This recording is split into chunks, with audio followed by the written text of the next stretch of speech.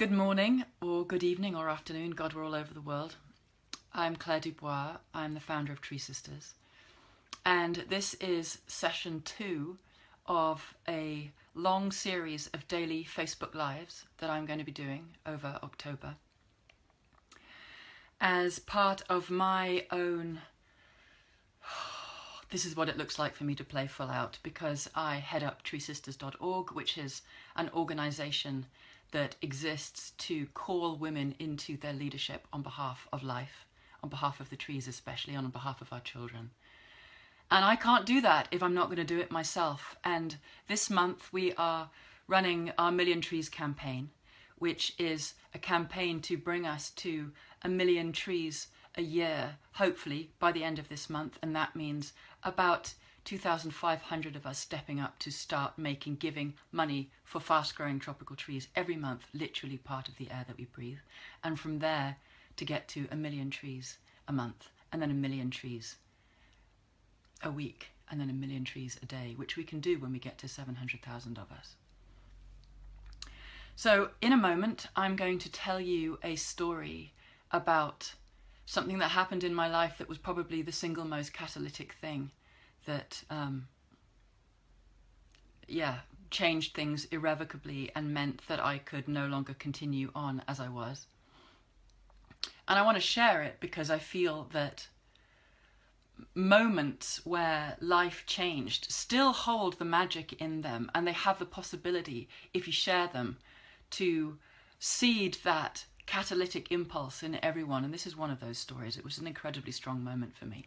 But before I tell you about that, I just want to share the good news from the campaign, which is yesterday morning I woke up and we were at 21,000 trees per month. And this morning I woke up and we're at 24,000 trees per month, which is over 280,000 trees a year if we stopped now, but we're not going to stop now. So thank you so much to the many of you who stepped in yesterday and overnight to become Tree Sisters. And I sincerely hope that many, many more of you feel that impulse, feel the pull, and recognize the amazing feeling that arises when you start to give back to life as a new norm. So my story. So it starts, I guess, in my early 20s when I was living in Oxford, England, and I started having nightmares. I started having nightmares about no more clouds. And no more clouds was the sort of theme of all of my dreams. So even if it didn't appear to be a nightmare, I was profoundly aware that there were no more clouds. And I would go for long walks in the morning and I would notice that my body was looking for clouds, and I wanted to start drawing clouds, and I was writing stories about clouds, and I wanted to have huge artworks on my walls that were clouds. And what I realized was that they were no longer clouds for me, they were sky water, they were water, and that my body was starting to give me premonitions of a time when there would be no more sky water, that we would basically start to dry out as a planet. And I got very scared. I got very scared and I started researching up. And the first stuff about climate change was already being mumbled about back then. This is 20 years ago. And I started reading about the possibility of the Gulf Stream collapsing. And the fact that they were starting to remove funding back then for the researchers who were actually starting to give the data saying that the Gulf Stream is already starting to stutter.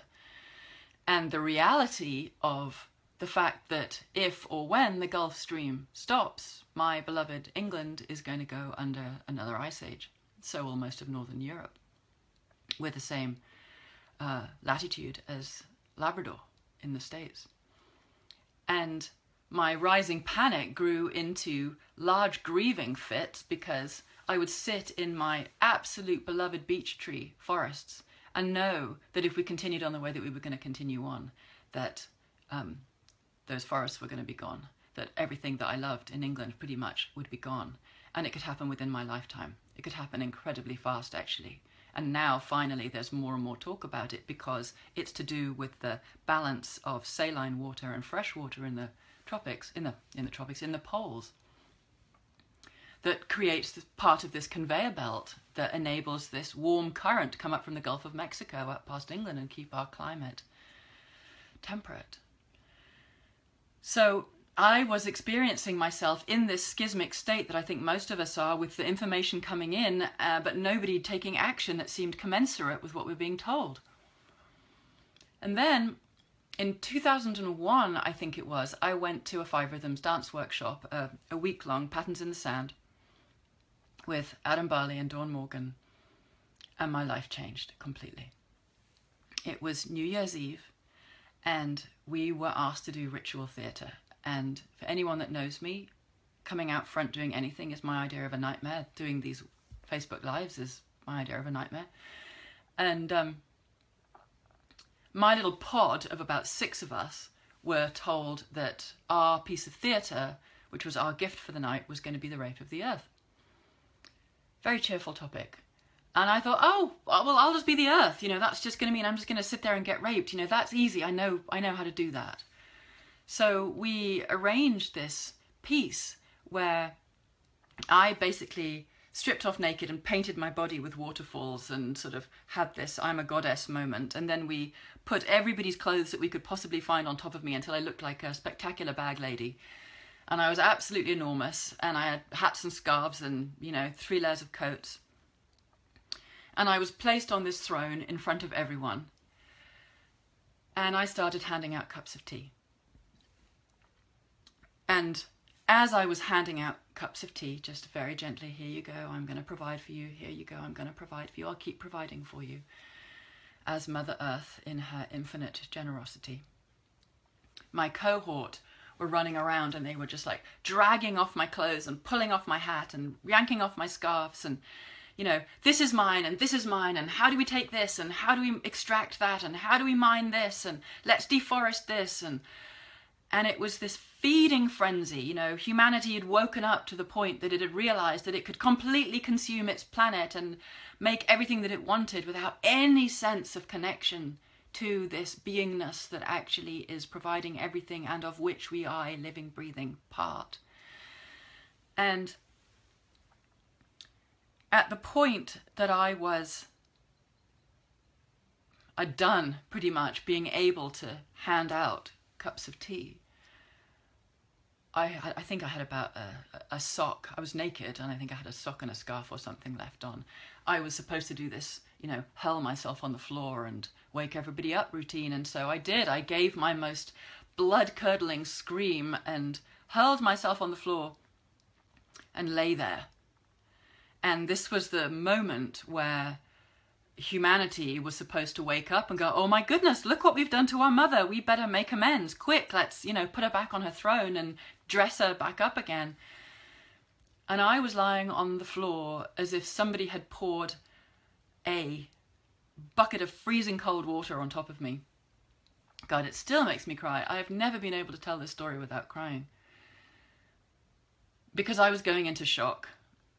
I was going into complete shock, and my body was registering, we don't get a second chance. And my mind was playing round and round the Humpty Dumpty, you know, all of the king's men and all the king's horses couldn't put Humpty together again, the nursery rhyme. All the king's horses and all the king's men couldn't put Humpty together again.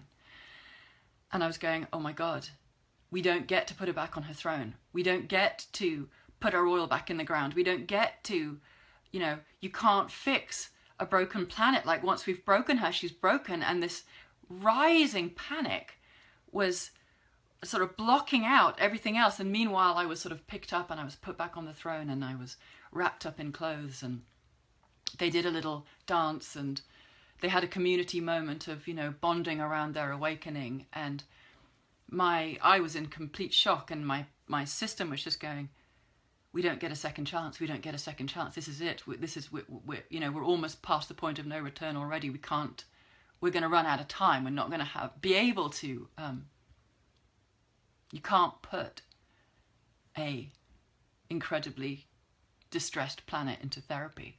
You know, there's only so much you can do to a female. There's only so much abuse she can take. There's only so much trashing any system can take before it completely loses its ability to be, to hand out cups of tea. You know, just to keep giving back to us, to keep giving back.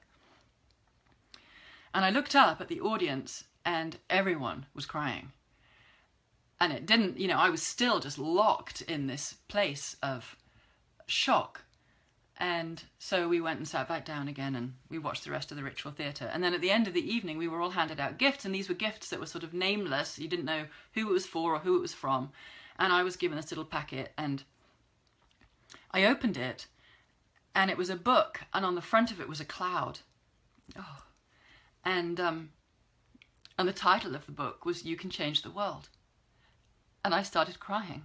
And I had probably the strongest crying fit of my life to that point. One of those crying fits where part of you is outside looking in going, you know, just remove yourself from the room. You know, this is going to be loud and it's going to be long. Just remove yourself from the room. And I picked myself up and I walked outside. And I couldn't stop crying. I could not stop crying. It was getting stronger and stronger. It was like total hysteria. And I think it was the being presented with a reality that I had been already in fear about for years at that point. But the world had not been showing up in such a way that said, yes, you're right to be afraid. You know, the feelings that you're having are perfectly normal. The world had been showing up as, you know, no, we're just carrying on as normal, and normal is this over here, and it doesn't matter if everything goes to shit because we're just going to carry on because this is what human does, and this is not what humans do, or this is what we're thinking that we're doing. And so I sat outside howling, watching this discourse going on in my mind, which was the desperation to do something. The knowledge that for me to stay sane, I had to do something. I really had to take action and I didn't know what to do. And this other part of me going, you know, you're nothing, you can't do anything, which is what had been keeping me quiet and keeping me safe and small and just doing the thing that I knew what to do, even though everything else was turning to chaos. I was stuck in the, I'll just carry on with business as normal, even though everything's unraveling around me. And I started not just seeing my own impotence in that moment and my own grief and horror at my own impotence, but my grief and horror at the world's impotence, and seeing all of us like in this state of suspended animation and disconnection, not knowing what to do. And by the time I had finished crying, it was like some part of me that had been in separation and disconnection had come back together again. And that grief had touched my love so deeply that I knew I would never be the same again, and I've never been the same again. Because Mother's experience, Gaia's experience, Earth's experience was in my body. And that's why I share this story, because I want everybody to, God, if I could make everybody go through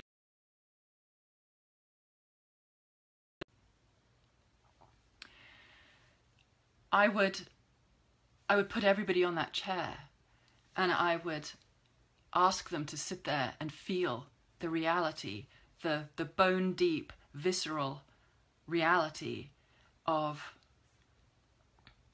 understanding that we cannot consistently take from our planet and expect her to keep giving, because she is losing her ability to self-regulate. And this is why the trees, this is why I will go on and on and on every day about the trees. Because as all of our behaviors are pumping carbon into the atmosphere, the one thing that we can be doing while we try and figure out how to stop that, to reduce our emissions, is to sink that carbon into trees so that it doesn't go into the oceans, so that it doesn't continually melt the permafrost, so that we can add more life and biodiversity, so that we can take care of our soils, so that we can do so much that the forests bring that we are losing as we continually strip them. And that is why the Million Trees campaign, and that is why Tree Sisters, because our hope is that we can catalyze through women, through those of us who know what it feels like over generations and generations to be expected to consistently provide and provide and provide with so little self-nurture coming back. Those of us who are willing to feel, who are wired to feel, can we feel it? Can we relate to what's happening to our planet in such a way as our hearts could open a little more and we could start to give back? Because can you imagine how it would feel if every single person on this planet was awake and willing to start caretaking our world back into balance, rather than this insanity of a money-based world that is consistently trying to make more money, not realizing that our economy is based on ecology and that we will have no economy on a dead planet. So please, please, please choose to make giving back to the planet by giving money for trees every month, literally part of the air that you breathe. Please become a tree sister. If everybody that is watching this right now becomes a tree sister, our numbers are going to start really shifting. And those numbers are not money, they're trees. When you look on the Million Trees campaign at the counter, and it's not automated, so it's going up twice a day, but when you look at it, you're not looking at the figures of finance, you're looking at life and groundwater and insects and birds and lives changed and carbon drawn out of the atmosphere. It's life that is growing, and all of us have the capacity to bring that life by just starting to reallocate the money that we have. So please, please become a tree sister today. And tomorrow I am going to talk more about another moment in my life, which was an extraordinary one because it wasn't just me that had the shift. It was an entire group of my friends and I who went through a particular experience with the training that we went through that literally turned our lives on a dime in that moment. And again, my hope is in sharing that you can have a little bit of that same feeling of the wake-up call that is terrifying in its moment when it lands, but then that can swing you round to hope and action, and that can make your life have so much meaning and so much heart, as those of us who are just wiring ourselves back into creation as part of ourselves start to fight for our mother. And so I just wanted to answer one of the main questions that's coming up on yesterday's Facebook Live, which is, what can I do? What can I do in this moment? And please, my greatest call for you is, can you get these Facebook Lives out? Can you spread the Million Trees campaign out everywhere you can? Can you tell all of your friends about it?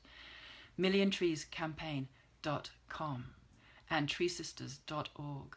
Either place, come to the join page on treesisters.org. Just let your friends know that there's a group of women all around the world who are trying to see whether collectively we have what it takes to help humanity start to wake up to our ability to move from being a consumer species to a restorer species. And the symbol of that for us is the trees. A tree sister is a woman who stands with her sisters for the trees. If that is you, please, please join us right now and give as much as you can, knowing that you are giving to life, giving to life, giving to life, when all we have ever done, most of us, is take all the time. So in a few minutes, I have the incredibly rare privilege of interviewing Eve Ensler, the author of the Vagina Monologues and the creator of 1 Billion Rising.